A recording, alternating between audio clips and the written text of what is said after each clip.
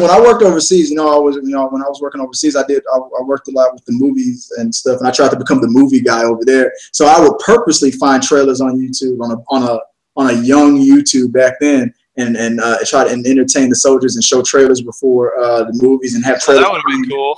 I even had a TV in front of the media room that we had, because we had a screen, a projector, and then in the base that I was working in, they actually built a stadium, a little stand for the soldiers in the small little media room that seated about 50 people. Whoop, whoop. And we had a little projector in the middle. So before each movie, I even had a little marlar or whatever it's called, a marquee thing at the top of the door, like a real marquee looking thing that I would put the times in the movie. Oh, did you? I did it. You had your own movie theater? I made my own movie theater. I really focused. It was my baby. That was my project. And then because they had a popcorn maker and stuff, soldiers would scoop up. Oh shit!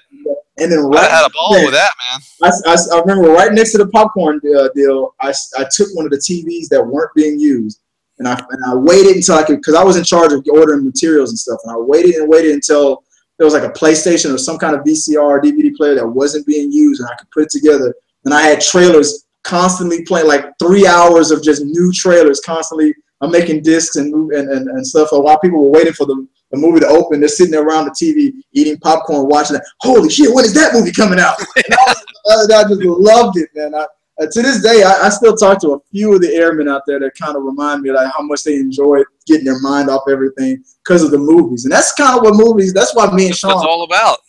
That's why we love movies. It takes your mind off of all this stuff sometimes. You can escape for 2 hours. And while I was working in the middle of a war zone, 2 hours, nothing in the world mattered, man. It was awesome.